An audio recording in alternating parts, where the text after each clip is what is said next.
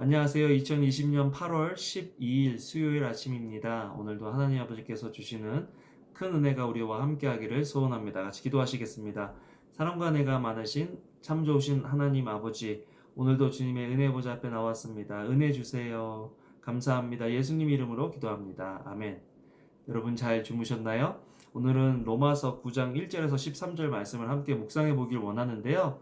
로마서는요, 로마 교회에 쓰는 그런 편지잖아요. 사도 바울은요, 로마 교회가 어떻게 구성되어 있는지를 알았어요. 처음에 유대인들로 시작했지만 이방인들이 점점 들어와서 유대인보다 이방인들이 더 많은 그런 교회가 됐어요. 그렇게 되다 보니까 문화적인 또 종교적인 그런 갈등이 로마 교회 안에 있었지 않았나 그런 생각을 학자들이 하게 되었습니다. 9절 말씀을 보면요. 9장 말씀을 보면요. 1장부터 5장까지는 칭의 구원에 대해서 이야기를 하고 또 이제 값없이 의롭다 하심을 얻은 우리가 어떻게 살아가야 하는지 또 6장, 7장, 8장에서 이야기하고 있는데 갑자기 유대인의 이야기가 나오는 거예요. 왜냐하면 이제 사도 바울이 계속해서 유대인이나 이방인이나 다 죄인이다 라고 얘기하면 이방인들이 거봐라 너희들이 뭐 잘났다고 그렇게 교회에서 큰 소리 치고 다니냐 라고 이야기할 수도 있는 그런 자칫 그런 오해가 생길 수도 있잖아요. 그렇기 때문에 유대인 자기 동족을 위한 변명 또 이방인을 위한 사도로 부르심을 입은 자기 자신의 입장에 대해서 잘 이야기하고 있는 것들을 보게 됩니다. 사실 유대인들은요, 바울에게 있어서 그렇게 달가운 존재가 아니에요. 자기 동족이지만 선교하고 복음을 전하고 교회를 세우는 일에 앞장서서 정말 사도 바울을 힘들게 했던 사람들이 바로 유대인들이죠. 이 편지를 쓰고 3년 후쯤에 사도 바울이 죄인의 신분으로 로마 교회로 가게 되는데요. 로마로 가게 되는데요. 그 이유도 자기 동족 유대인들이 바울을 고소하고 고발했기 때문에 그런 일들이 벌어진 거죠.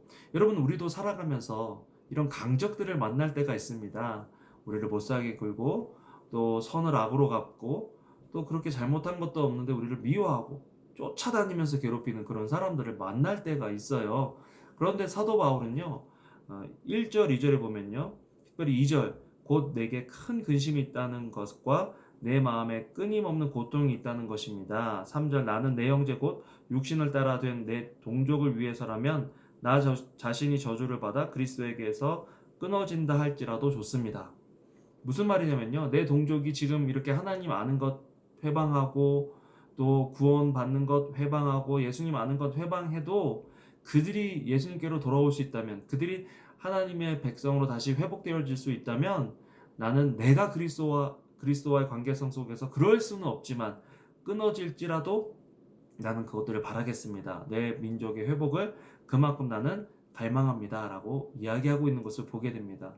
여러분, 어떻게 사도 바울이 자기 자신을 정말 핍박하고 죽이려고 달려드는 그런 사람들을 위해서 이런 기도를 할 수 있고 이런 소원을 가질 수 있을까요? 생각해 보면요. 사도 바울은 진짜 복음을 경험한 사람이죠. 복음 안에는요, 받아들여짐이 있죠. 있는 모습 그대로 받아주시는 하나님의 은혜, 용서함이 있습니다. 우리가 아직 연약할 때에, 또 우리가 아직 죄인 되었을 때에, 우리가 아직 하나님과 원수 되었을 때에 하나님께서는 그리스도 예수를 우리에게 보내주셔서 또 예수님을 통해서 우리가 구원받도록 해주셨다라는 사실을 사도 바울은 알았기 때문에 비록 저들이 그렇게 악하게 사도 바울을 괴롭히지만 사도 바울은 그들을 위해서 기도할 수 있는 그런 마음의 여유가 있었다라는 것입니다. 여러분, 종교라는 이름으로 얼마나 잔인하고 극악무도한 일들이 벌어지는지 몰라요.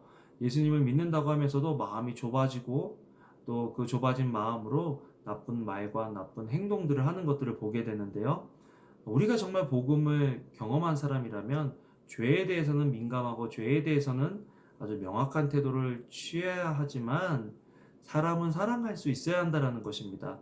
사도 바울도 그 사랑을 받았기 때문에 지금 자기 민족을 위해서 동족을 위해서 이렇게 애끓는 심정으로 기도하고 또 소망할 수 있다라는 것입니다. 오늘 하루를 살아가시면서요, 우리 주변에 힘들고 어렵게 하는 사람들 만나잖아요.